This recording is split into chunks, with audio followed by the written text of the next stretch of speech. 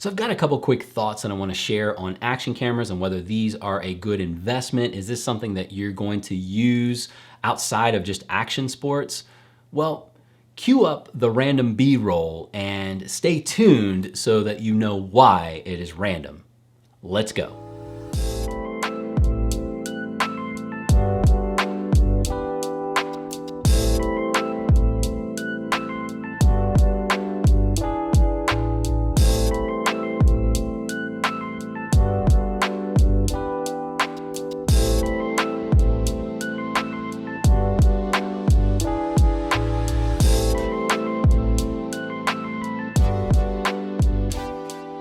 There you are, you beautiful humans. Welcome back to the channel. And yes, today I want to talk about action cameras.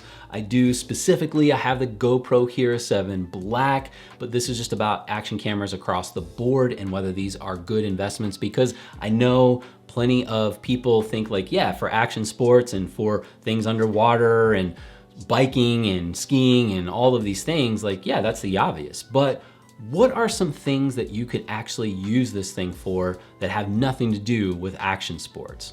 So I understand that when somebody's got a trip coming up and they're like, yeah, we're gonna be in the water and I wanna get these like underwater shots and these things are waterproof and the stabilization, you know, just get a couple of accessories and we are like good to go.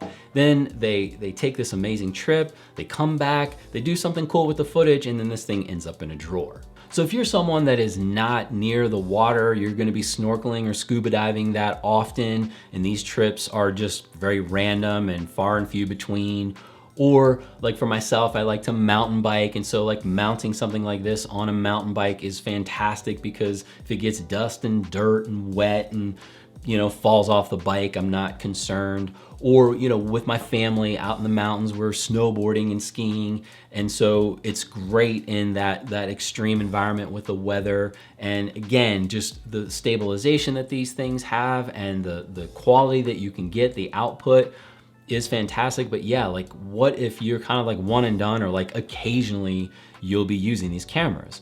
Well, there are some other things that you could be using these cameras for, and I wanna run down a list to give you some thoughts. So one of the things that you could use your action camera for, and yeah, you're not using it to its fullest capability because of the stabilization and what these things can do, but rather than it sitting in a drawer, let's say that you have one primary camera. You have the primary camera that you're shooting on with interchangeable lenses, and you need to do talking head, but what about overhead shots of, let's say, unboxings, or if you're doing some kind of tutorial or something that you need to do a shot down or a shot from the side, and that's where this camera could come into play, especially like if you don't have very equipment that can handle heavier cameras, and so you could be able to mount this to something that has like a payload or a capacity of maybe just a couple of pounds.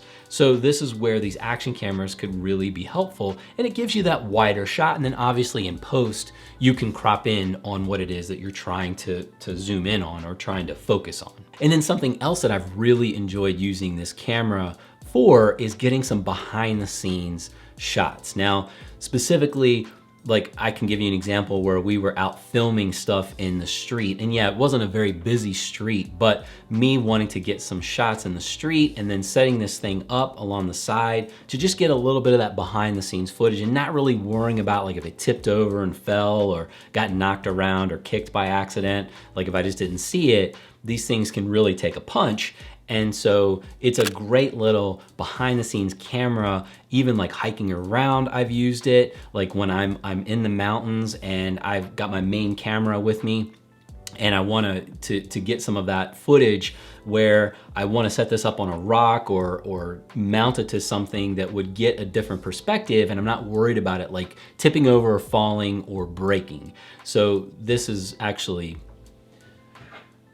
I actually broke, not this camera, but this lens that I have fixed, but I was getting footage when I was skateboarding with my son and trying to get some kind of behind the scenes and some B-roll of some stuff, and I had this thing up on a gimbal, and I had this as well, but I was actually using this on a Segway mounted on a gimbal and going up on some of the rollers, and yeah, like this thing hit the ground and broke the lens. Like I said, thankfully I fixed it.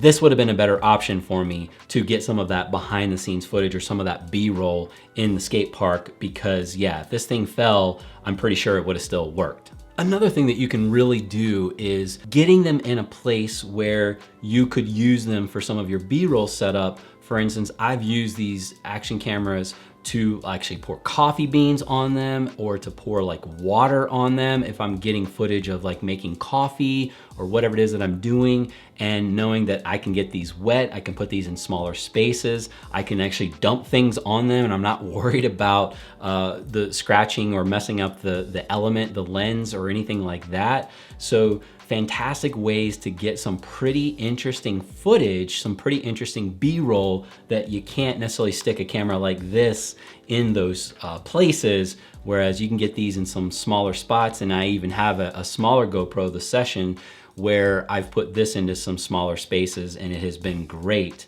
to get some of that interesting B-roll footage. Now, something else that I'm finding that I'm using this more for is vlogging. It's fantastic for this type of setup. Now, for the Hero 7, there needs to be a module. I'll link that up below. There needs to be a module that goes along with it if you want to put an external microphone on it, like another microphone instead of the built-in microphone. However, the 8 has these modules that are built in, and apparently the mics are much better on those.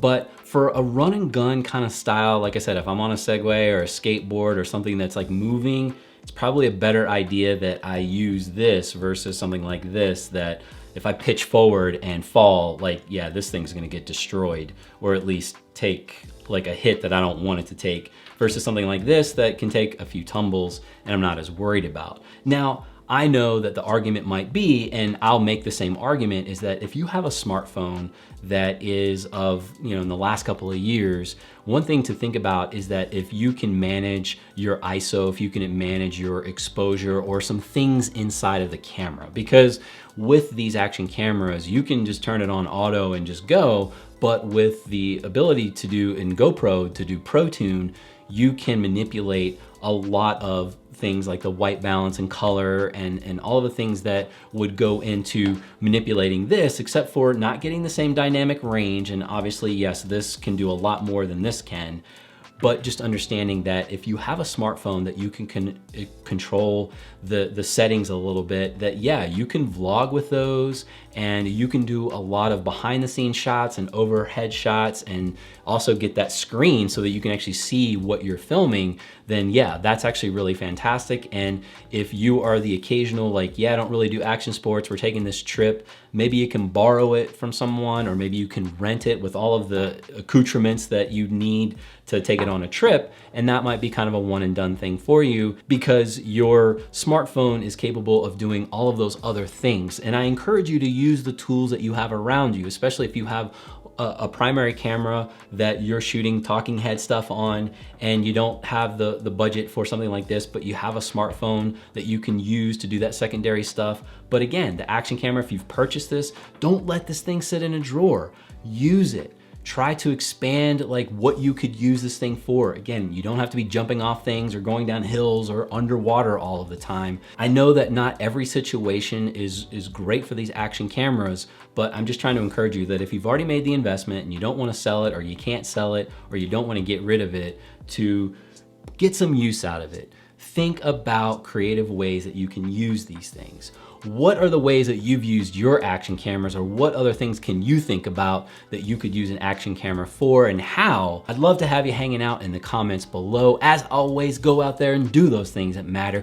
Keep rocking those faces. I'm gonna keep creating content here. You go out there and do the things, and I'll catch you right back here on the next one.